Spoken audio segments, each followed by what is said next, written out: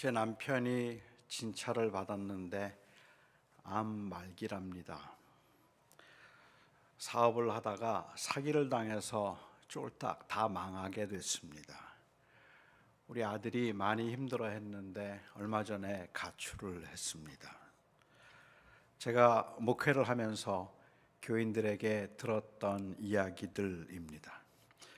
이런 이야기들을 들으면 마치 제가 사업이 망한 것 같고 제 몸에 병이 든 것 같고 제 아이들이 잘못된 것 같아서 상당히 충격을 받기도 하고 한동안 정신이 멍해지기도 하고 그리고 가슴이 아파오는 것을 경험하기도 합니다. 하지만 이런 사건들을 객관화시키는데 그리 많은 시간이 필요하지 않기 때문에 이 일을 경험하고 있는 당사자들이 이 경험했을 그 충격과 아픔에 비하면 그건 정말로 비교도 되지 않는 것이죠. 사실 남의 아픔이나 그리고 남의 어려움을 공감한다는 것, 그리고 공감해 주기를 기대한다는 것은 어쩌면 무리일 겁니다. 본인들의 아픔을 공감하기 어려운 것임을 알면서도 사람들은 그런 아픔과 어려움을 당하면 목회자들을 찾아가고 목회자에게 말합니다. 사람들이 그런 이야기를 목회자들과 나눌 때는 지혜와 도움을 구해서이기도 하겠고, 너무 답답하고 너무 힘든데 아무에게도 말할 사람이 없어서 그래도 신뢰해서 목사에게 아픔과 어려움을 말하는 것일 수도 있겠고, 아니면 혹시 아주 기적적인 방법으로 하나님께서 도와주실 수 있는, 하나님의 도우심을 경험할 수 있는 어떤 길이 있을까 하는 그 가능성 때문이기도 할 겁니다. 이렇게 저를 찾아오는 교인들에게 제가 자주 하는 말은 제가 기도하겠습니다 하는 말이고, 하나님께서 함께해 주실 겁니다. 그리고 하나님이 도와주셔서 하나님께서 이 어려운 시간들을 기어코 잘 견디게 해주시고 문제를 해결해 주실 것입니다 라는 말입니다.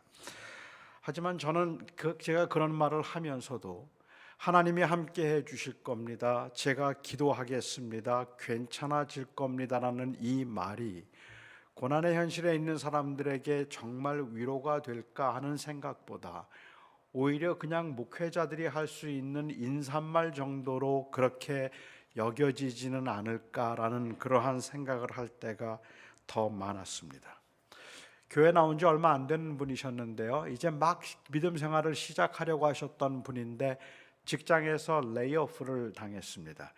그리고 너무 상심해 있는 그분을 제가 찾아가서 위로를 했어요. 위로를 하면서 그분에게 제가 기도하겠습니다, 하나님께서 도와주실 겁니다, 너무 걱정하지 마세요라고 말씀을 드렸더니 그분이 제게 목사님 빈말이라도 고맙습니다 라고 말씀하시더라고요. 어쩌면 그 말이 그냥 제일 솔직한 말이겠다 싶기도 합니다.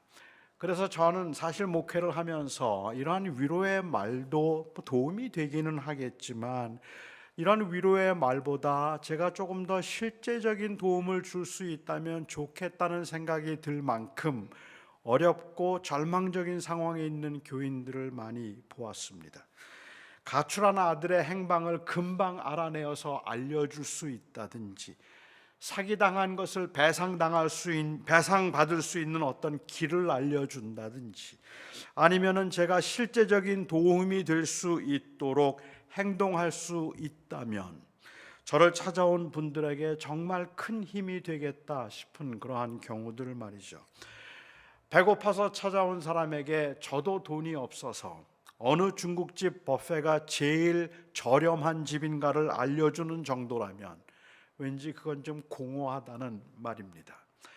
매정한 현실을 살아가는 사람들에게 따뜻한 위로의 말을 전해 주어서 그 마음을 조금이라도 수딩할 수 있는 그것이 종교의 역할이라고 한다면, 그런 말이라도 듣고 싶어하는 그 현실을 살아가고 있는 사람들의 그 심경과 그리고 그 상황이 너무 안타깝고 답답하기도 합니다. 또한 그래서 이런 위로의 말로 아니면은 이러한 인간의 심리를 이용해서 현혹하고 오히려 그 현혹함으로 자기의 이득을 챙기는 어떤 종교인들의 그 성공과 누림은 더욱 혐오스럽습니다. 기독교가 단순히 인간 심리의 문제를 다루는 그러한 종교가 아니라면, 하나님의 약속은 막연한 희망이 아니라 아니면 그냥 단순히 심리적 위로를 주기 위한 가능성을 말하고 있는 것이 아니라 실제적인 것이어야 합니다. 하나님이 우리의 기도를 들으십니다. 하나님이 우리와 함께 하십니다. 하나님은 우리를 도우십니다. 하나님께서 우리를 지키십니다라는 이 말은 그냥 단순한 위로의 말이 아니라 사실이어야 합니다. 사실이어야 이것이 위로가 된다는 말입니다. 그냥 심리적 위로를 주는 좋은 말 정도로는 왠지 부족하다는 말이에요. 우리에게 주어진 현실에서는 하나님이 함께 하시고 하나님이 우리의 기도를 들어주시고 하나님께서 도와주셔서 하나님께서 우리를 지키실 것입니다라는 이 말이 막연한 말이 아니라 사실이어야 하고 분명한 약속이어야 합니다.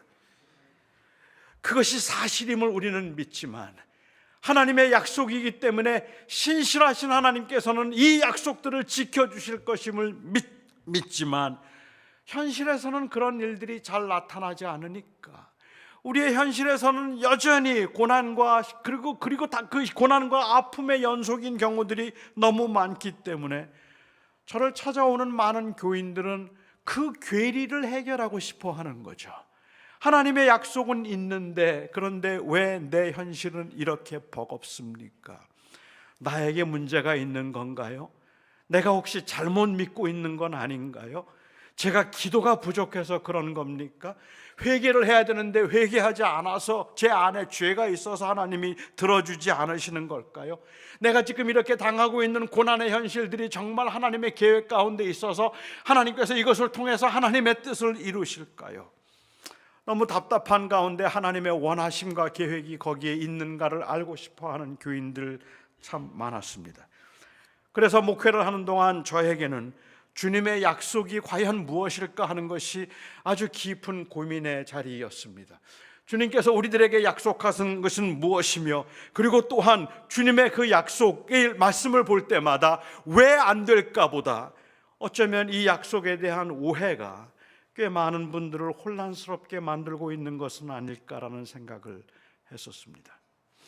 제자들도 확신이 필요했을 겁니다. 그렇지 않아도 주님을 따라다니는 이 일은 대단히 모험스러운 일입니다. 생업도 포기하고 가족도 뒤로 한 채 3년 동안을 주님을 따라다녔습니다.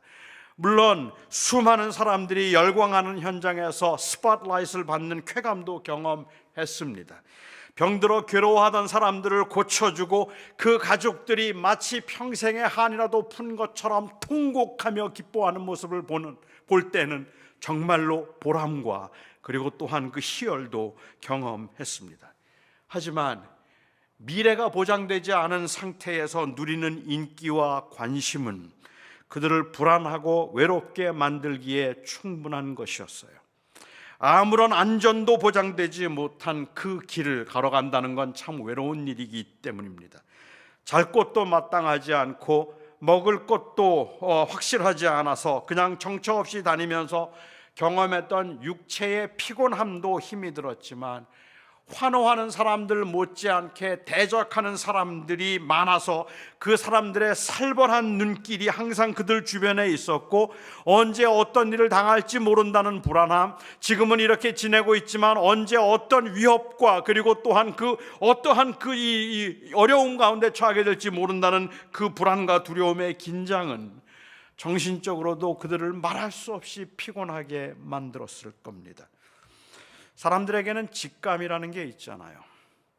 이렇게 지쳐있던 제자들을 가장 힘들게 만들었던 것은 주님께서 그 최근에 말씀하신 당신의 죽음에 관한 예언입니다.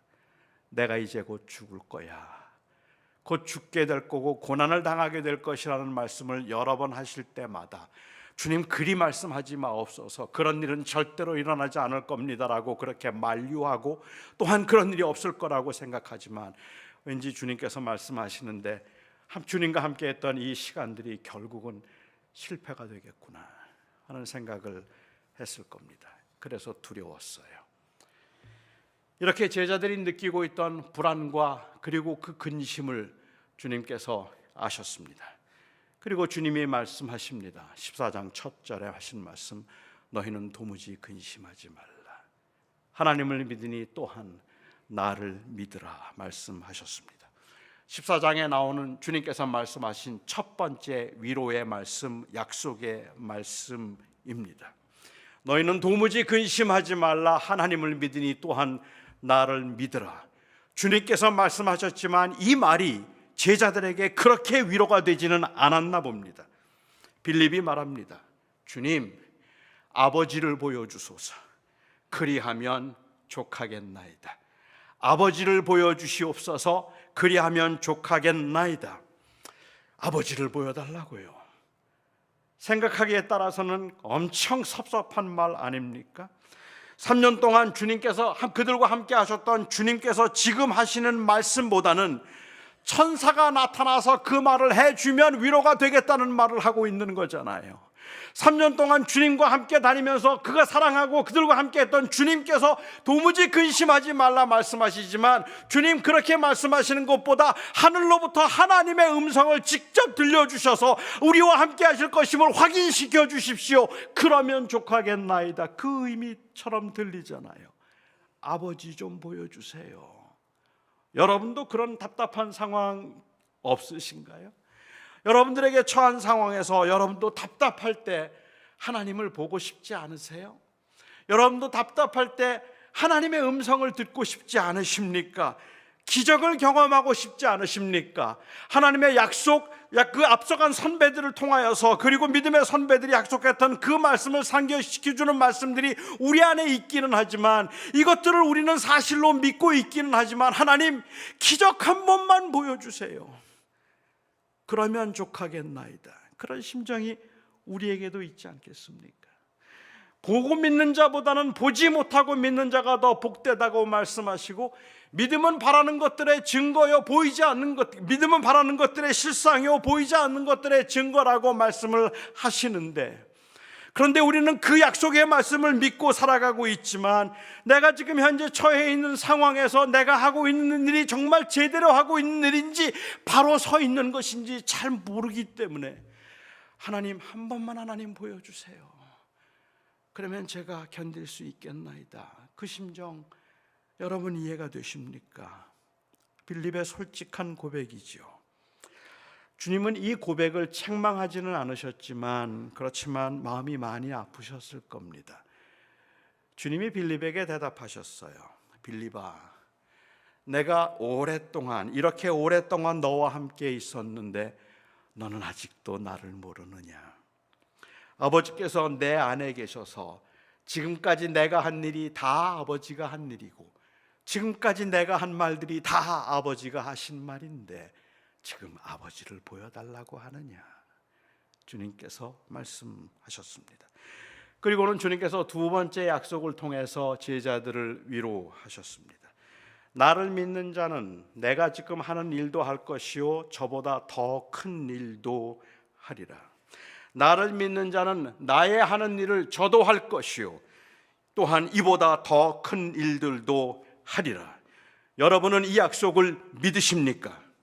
여러분들은 정말로 이 약속을 믿으십니까? 어떻게 이 약속을 믿을 수가 있죠? 나를 믿는 자는 내가 하는 일보다 더 큰 일을 하겠다는 주님의 약속을 여러분들은 도대체 어떻게 믿으실 수가 있는가 말입니다.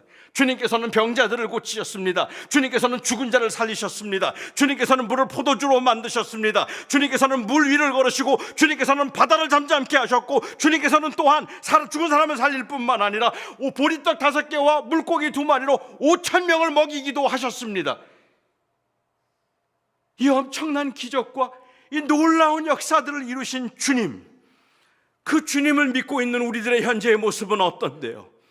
평생 동안을 장애로 살아가면서 이 장애의 불편함 때문에 힘들어하면서도 장애를 해결할 수 없었고 고난과 질병과 평생 동안 그 병을 안고 살고 있는데도 병 문제도 하나 해결하지 못할 뿐만 아니라 우리가 살아가면서 돈만 좀 많으면 걱정이 없겠다 싶은데도 항상 돈 때문에 걱정하고 항상 돈이 없어서 부족해서 늘 염려와 근심으로 잠을 이루지 못했던 우리들의 모습에 현재의 우리의 모습을 생각한다면, 나를 믿는 자는 내가 하는 일보다 더 큰 일을 할 거야, 이 약속의 말씀을 도대체 어떻게 믿을 수 있느냐는 말입니다. 주님의 약속이 있지만, 분명히 주님의 약속이 있지만 그것이 내 현실에서 이루어지지 않는 건 우리의 믿음이 부족해서일 거예요.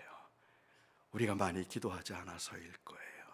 분명히 약속하셨는데도 하나님 앞에 우리가 기도하거나 하나님께 매달리고 하나님을 온전히 신뢰하지 못하는 우리의 부족과 우리의 한계 때문에 하나님께서 이 약속들을 이루어 주지 못하시고 이 일들이 성취되지 못하고 있는 거죠. 하늘로부터 하나님께서는 온갖 이 능력과 또한 복을 우리에게 주셔서 그 파이프로 우리의 집 앞까지 연결되어 있는데, 기도의 행위를 통하여서 하나님을 의지함으로 그 수도꼭지만 틀면은 그냥 쏟아져 들어올 것을 우리가 믿음이 부족해서 그 수도꼭지를 틀지 못해서 하나님의 복이 집 앞까지 와 있는 파이프에 잠겨 있는 거예요.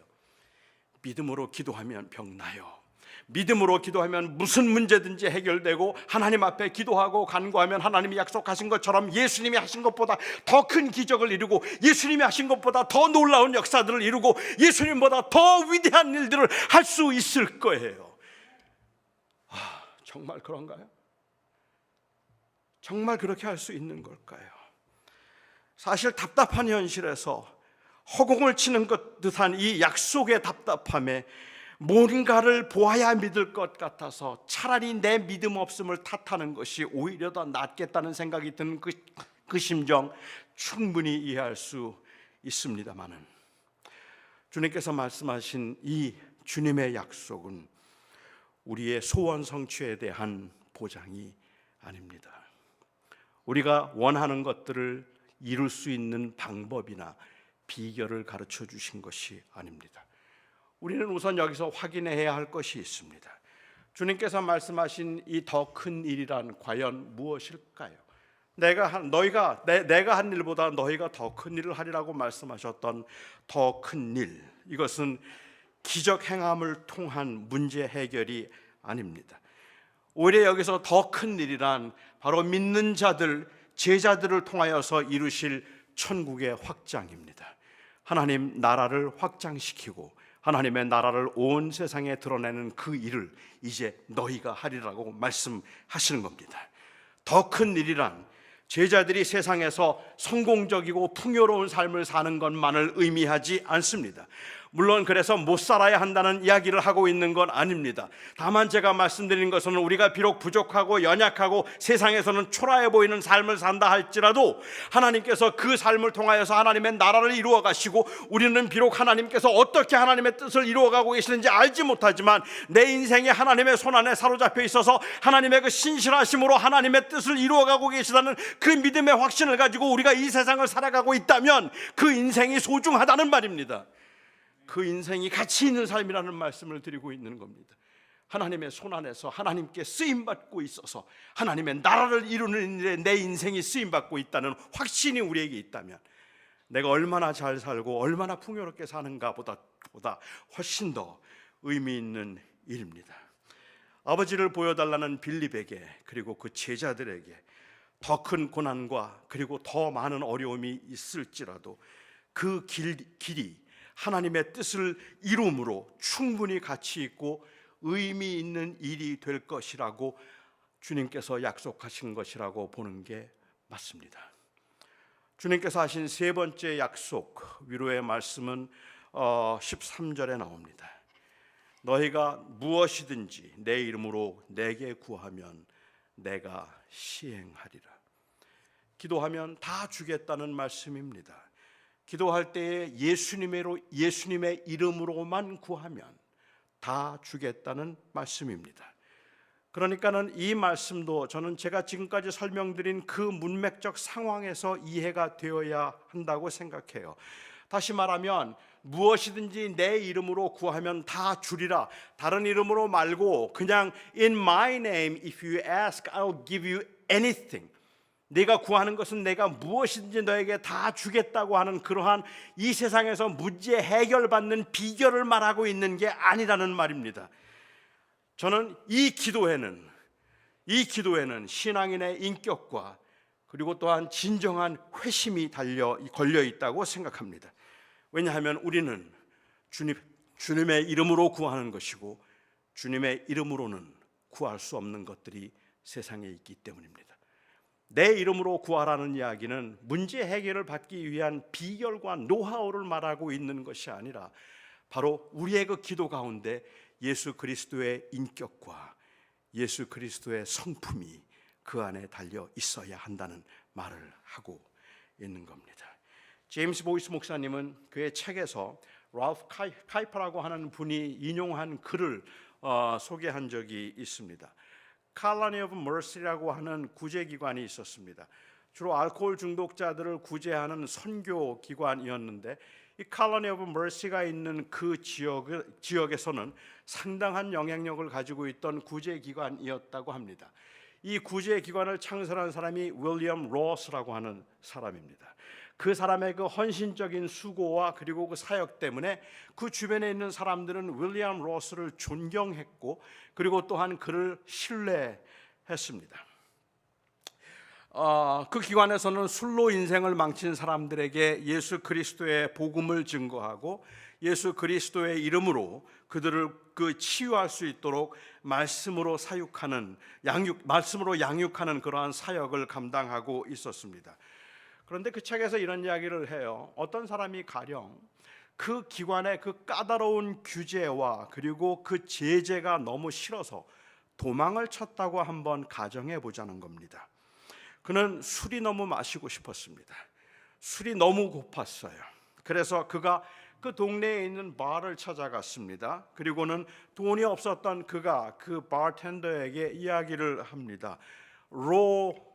로스가 저를 보냈습니다. 로스가 나중에 돈을 갚겠다고 했으니까 와서 한 잔 마셔도 된다고 했습니다. 그러니 저에게 술 한 잔만 주세요. 로스의 이름으로 술 한 잔만 주세요. 나중에 그가 갚겠다고 말했습니다. 바텐더는 로스를 신뢰했습니다. 하지만 그는 그 로스를 신뢰했기 때문에 술을 준 것이 아니라 술을 줄 수가 없었습니다. 그리고는 그는 말해요. 당신은 거짓말장이입니다. 로스는 절대로 당신을 여기에 보냈을 리가 없습니다. 로스는 그런 사람이 아닙니다. 주님께서 제자들에게 무엇이든지 내 이름으로 구하라고 말합니다. 정말요? 그러면 100만 불만 어찌 안 될까요? 정말요? 정말로 그렇다면 주님, 저 이웃에 있는 저 원수 같은 인간이 하는 그 가게가 망하게 해주시고 우리 가게가 흥하게 해주시옵소서. 정말 주님 그리하실 겁니까? 그러면 이 교회가 흥하게 하시고 저 교회는 문을 닫게 해주시옵소서. 이런 기도를 우리가 할 수 없는 이유는 그 기도가 예수의 이름으로 하는, 즉 예수 그리스도의 인격과 그리스도에 대한 우리의 신뢰와 그리고 또한 그 예수 그리스도께서 우리를 위해서 행하신 그 일에 대한 우리의 전적인 그 신뢰가 담겨 있기 때문에 그렇다는 말입니다. 제자들은 만약에 그렇게 이해했더라면, 내 이름으로 구하면 주신다고 말씀하신 것을 그렇게 이해했더라면 3년 고생 좋게 했사오니 주님 이제 좀 쉬게 해주세요 구할 수 있었을 겁니다. 아니, 주님 제발 떠나지 마시고 우리 곁에 계셔서 이스라엘의 왕이 되어주세요 라고 구할 수도 있지 않았겠습니까? 우리가 지금까지의 섬김이 좋카오니 이제는 섬김을 받는 자리에 있게 하시고 높은 자리에 올려서 모든 사람들이 부러워하고 존경하는 그 위치에 저희를 세워주소서라고 구할 수도 있는 것 아닙니까? 그래서 남은 평생을 고생하지 않고 살 수도 있었을 텐데 그렇지 않았잖아요. 제자들이 처한 상황에서 주님께서 하셨던 말씀을 제자들은 무슨 말씀인지 이해할 수 있었단 말입니다.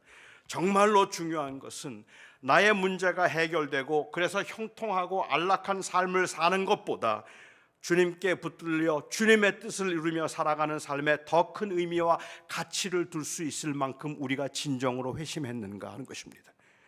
정말로 내 삶의 가치를 나는 주님의 제자라는 정체성을 가지고 이 땅을 살아가는 사람이라고 하는 그 확신을 가질 수 있을 만큼 우리가 진정으로 변했는가 하는 것입니다.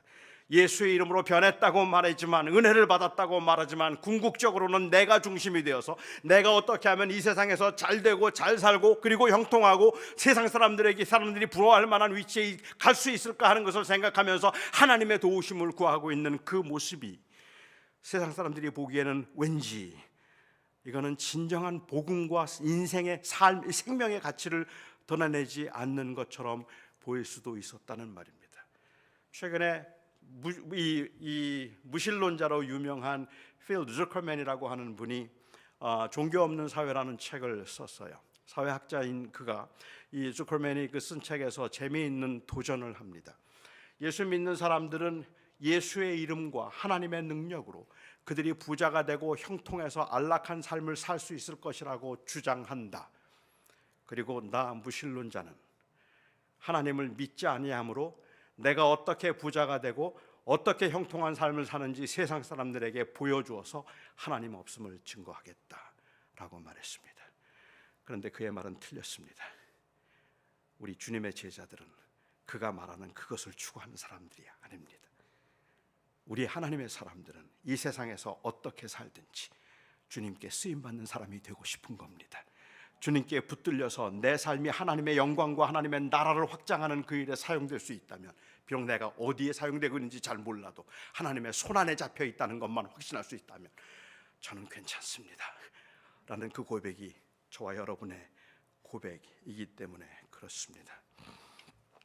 이 복잡한 주님의 말씀의 부분적인 결론이 저는 15절에 있다고 생각했습니다. 15절 말씀입니다. 너희가 나를 사랑하면 나의 계명을 지키리라. 13장 34절에서 말씀하신 것처럼 요한복음에서 말씀하고 계시는 그 제자들을 향한 주님의 계명은 서로 사랑하는 것입니다. 그렇다면 주님께서 두려움 가운데 깊이 근심하고 있던 제자들에게 하셨던 위로와 약속의 말씀은 이런 겁니다. 제가 조금 각색하자면 이런 거예요. 내가 지금은 아버지께로 가지만 나중에 다시 와서 너희를 나 있는 곳으로 데리고 갈 거다. 그동안에 내가 다시 올 때까지 나는 너희들을 통하여 복음을 전파하고 하나님의 영광을 나타내리라. 이제 너희들이 할 일은 내가 한 일보다 더 큰 일이 될 것이다. 이렇게 복음으로 사는 것이 어려울 때마다 너희는 나에게 구하라. 내가 비록 떠나가지만 보혜사 성령을 보내어 언제나 너희와 함께 하리라. 이제 너희가 나를 사랑한다면 내 말을 명심해서 서로 사랑하며 하나가 되어 하나님의 이 위대한 일을 성취함에 힘쓰기를 바란다. 저는 이렇게 요약을 할 수 있을 것 같다 싶었습니다. 따라서 이 말씀이 위로가 될 뿐만 아니라 능력과 승리의 약속이 되는 때는 우리가 이 복음의 가치를 알고 그 복음의 가치를 따라서 살고자 하는 의지와 열정이 있을 때입니다. 기도는 이 세상에서 잘 살고 복받는 이 복받기 위해서 필요한 것이 아니라 주님의 말씀을 붙들고 살아가기 위해서 필요한 겁니다. 가난한 중에도, 부한 중에도, 형통한 중에도, 빈곤한 중에도, 어려운 중에도 우리가 하나님을 붙들고 하나님을 의지하며 하나님의 뜻을 따라 제자로 살아가고 싶은 간절한 열망이 있기 때문에 우리는 기도합니다. 그 기도를 통해서 하나님은 우리를 도우시고 우리와 함께 하셔서 우리로 하여금 낙심하지 않고 이 세상에서 주님의 제자로 살아가게 하십니다. 하나님이 여러분의 문제를 해결하시고 여러분들의 기도를 들어주셔서 넘치도록 채워주실 것이라는 그 약속이 여러분들에게 더 위로가 되십니까? 아니면 여러분은 하나님의 제자로 하나님의 나라를 세우며 살기 때문에 어떤 모습이건 하나님 안에서는 소중한 모습이며 하나님은 여러분의 삶을 결코 헛되게 하지 않을 것이라는 이 약속이 여러분들에게 더 위로가 되십니까? 86세의 나이에 주님을 섬겼던 팔리캅이 예수 그리스도를 부인하면 형통하게 해주겠다는 그 유혹의 말을 들으면서 그리스도를 한 번만 부인하라는 말을 들으면서 화형대 위에서 그 쌓아진 장작더미에 올려 앉은 채 이제 하나님을 예수 그리스도를 한 번만 부인하라는 말에 지난 86년 동안 나에게 신실하시고 나에게 항상 선을 행하셨던 그 하나님을 나는 지금 부인할 수 없습니다. 그리고 그 하나님의 선하심과 하나님의 위대하심을 찬양하며 오히려 그 화형대에서 불에 타서 그냥 이슬로 사라졌던 그 팔리캅의 그 모습을 우리가 성공이라고 부를 수 있을까요? 하나님의 약속이 성취되었다고 말할 수 있을까요? 만일 우리가 그렇게 말할 수 있다면 여러분의 인생은 결코 헛되지 않은 겁니다. 여러분들의 그 고난과 아픔과 어려움의 연속인 삶을 산다 할지라도 여러분들은 주님의 제자로 아름다운 삶을 살아가고 있는 겁니다. 제자임을 잊지 마시기 바랍니다. 이 땅에 살아가는 동안에 주님의 제자로 살아가는 사람들임을 잊지 마시고, 그래서 또한 우리가 이 믿음을 지키기 위해서 공동체가 얼마나 중요한가를 놓치지 마시기 바랍니다. 주님께서는 이 명령을 하실 때, 그리고 17장에 주님께서 기도하실 때, 이거는 한 개인이 어떻게 믿음을 지키며 살아가야 되는가 하는 이야기를 하고 있는 것이 아니라, 너희는 나의 이름으로 구하라고 말할 때 이 말은 개인의 소망을 이루는 방법을 말하는 것이 아니라 공동체로 함께 기도할 것을 요구하고 계시는 공동체적 사명입니다. 제자들이 함께 하라는 말씀을 하고 계시는 거죠. 그래서 주님께서는 마지막 기도가 제자들이 하나가 되어서 서로를 사랑하라는 그 계명을 지키는 것이라고 주님께서 말씀하고 계십니다. 한국 사람들이 제일 많이 사용하는 인칭 대명사는, 미국 사람들이 제일 많이 사용하는 인칭 대명사는 I입니다. 그리고 한국 사람들이 제일 많이 사용하는 인칭 대명사는 we입니다. 그래서 우리입니다. 아내도 우리 아내예요. 내 아내가 아니고 우리 아내입니다. 두 사람이 이야기를 하면서도 서로 다른 교회를 다니고 있으면서도 우리 교회라고 이야기를 해요. 내 교회라는 말보다 우리 교회라는 말이 우리에게는 조금 더 편하죠. 한국에서 사역을 오래 한 어느 선교사님의 이 분석에 의하면 한국 사람들이 I라는 말보다 우리라는 말을 선호하고 있는 것은 나라고 하는 정체성이 결여되었기 때문에, 거기에 자신감이 없기 때문에 항상 우리라고 표현한다고 말을 했는데, 모르겠어요. 그럴 수도 있겠죠.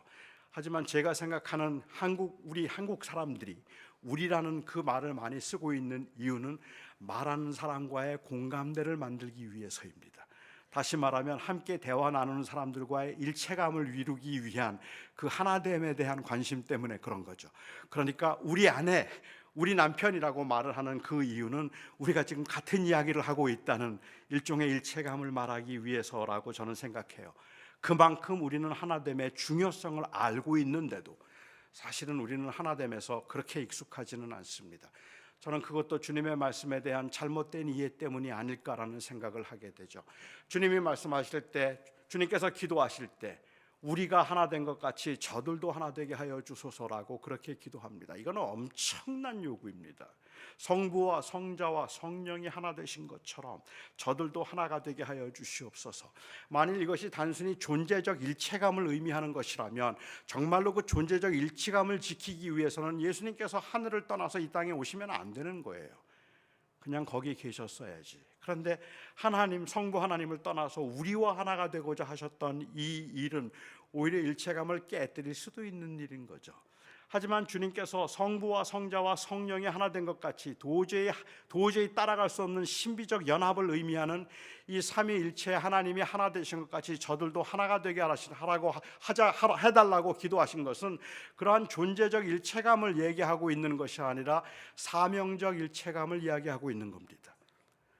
성부 하나님께서 인간들을 구원하기 위한 극률이 여기는 마음을 가졌던 것처럼, 그리고 그 주님의 성부 하나님의 그 뜻을 따라서 이 땅에 오셔서 십자가의 길을 가심으로 그 일을 완성하시고 사람들로 하여금 구원받게 하신 성자 예수님처럼, 그리고 또한 다시 이곳에 오셔서 사람들에게 그 그리스도의 영으로 사람들로 하여금 예수를 믿게 하고 회심하게 하는 그 일에 전적으로 동참하고 계시는 성령님, 성부, 성자, 성령이 사람들을 구원하여서 그들에게 그리스도의 복음을 드러내는 이 일에 하나 된 것처럼 저들도 하나 되게 하소서. 그러니까 여기에 하나됨이라는 것은 존재적 일체감이 아니라 사명적 일체감을 말하는 겁니다. 남가주 사랑의 교회 큰 교회잖아요. 이거 어떻게 하나 되죠? 어떻게 여기가 하나가 될 수 있겠습니까? 무엇으로 하나가 될 수 있습니까? 우리는 보통 하나됨이라고 이야기를 하고 우리라는 말을 쓰고 있지만 우리라는 말 혹은 하나됨이라는 말이 포용을 의미하는 것이 아니라 배타를 의미한다는 말이, 우리 교회, 우리 구역라고 이야기를 하면 그 말 속에는 다른 사람들이 아닌이라는 의미가 포함되어 있는데, 주님께서 기도하셨던 하나 되게 해달라고 말씀하셨던 그 하나됨은 그것은 배척이 아니라, 아니면 그 이 배타가 아니라 그것은 포용입니다. 그들도 우리처럼 다른 사람을 찾아가서 우리 되게 해 주소서. 저는 이 교회가 하나 될 수 있다고 믿습니다. 지역이 같아서 아닙니다. 그냥 비슷비슷한 생활 수준 때문에 하나가 되는 거 아닙니다. 우리가 가지고 있는 동일한 사명 때문입니다. 우리는 제자로 삽니다. 우리는 이 땅에 사는 동안에 우리의 형통과 우리의 유익을 위해서 사는 것이 아니라 내 삶이 하나님의 손에 붙잡혀 하나님의 나라를 이루는 것이면 그 인생이 행복하다 말합니다. 그리고 그것이 바로 의미 있고 가치 있는 삶이라고 말할 수 있는 것입니다. 저는 오늘 주님께서 하셨던 이 약속의 실체를 통해서 어쩌면 우리가 진정으로 위로를 받아야 되는 것이 있다면 그것은 알아요.